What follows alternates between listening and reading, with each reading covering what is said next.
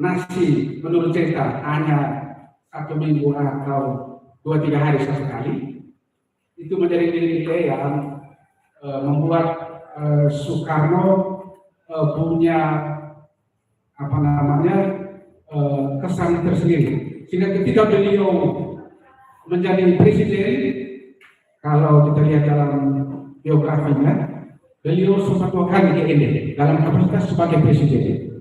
Kalau saya tidak salah ingat. Oke, kita lanjut ya. Kemudian kita masuk ke topografi Kabupaten ND. Kali dengan pegunungan dan bukit-bukit yang curam, betul tidak ini? Dan terdapat beberapa tempat wisata alam seperti air terjun musiman dan Danau Tigusora yang mendukung pengembangan ekowisata Danau Jawa. Jadi objek utama kita yaitu Danau Kelimutu Tigusora itu, dan dia belum masuk dalam apa namanya kawasan strategis pengembangan pariwisata nasional, sehingga dia menjadi faktor pendukung. Ada yang pernah melintasi ke wilayah timur pada bulan-bulan ini pada saat musim hujan? Ada toh? Kamu pernah lihat air terjun di kisaran kilo 10 sampai 16? Pernah lihat? Apa yang Anda bayangkan waktu itu setelah melihat itu?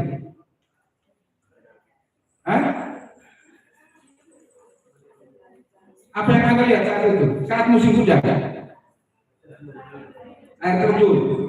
Ada berapa yang kamu lihat titik air terjun? Ya.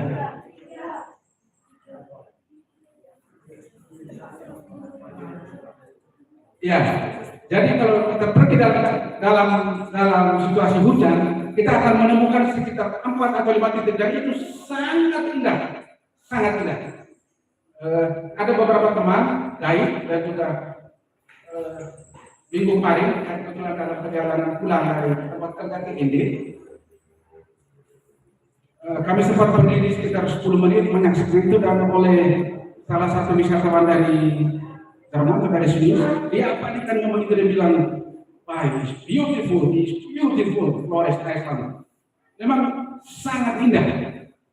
Jadi memang ini sebuah kebanggaan tersendiri untuk kita. Jadi kepada anak-anak sekalian, jangan merasa menjadi kami orang Flores, kami ini masih apa namanya kategori yang miskin dengan segala macam keterbatasan. Dan kita punya kekuatan potensi wisata alam budaya, khususnya budaya seperti yang akan kita gali, kita lihat bersama, sangat unik dan unik. Tetapi ketika kita tidak mengenal, kita rasanya biasa-biasa saja. Baik. Berikut kita lihat sedikit tentang perubahan sosial dan budaya di Kabupaten ND telah terjadi sejak masa kolonialisme Belanda dan pengaruh Portugis. Jadi kita di Flores yang pertama menjajah adalah bangsa apa? Belanda atau Portugis? Belanda atau Portugis? Mana yang Belanda? Angkat tangan. Yang Belanda, mana yang Portugis? Portugis? Nah, yang lainnya, karena yang Belanda hanya 4 orang, yang Portugis hanya 5 orang. Yang lainnya, yang Belanda tidak sampai 10 orang. Yang oke. Jadi kita anak-anakku harus banyak membaca. Jadi yang pertama menjadi kita di Indonesia, khususnya di Flores, Portugis.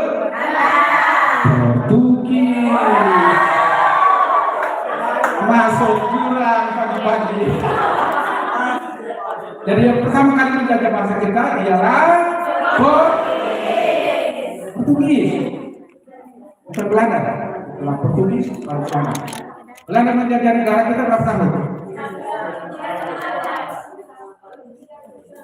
31 tahun ya? 32 tahun. Belanda menjajah negara kita 32 tahun ya? Yang lain lagi?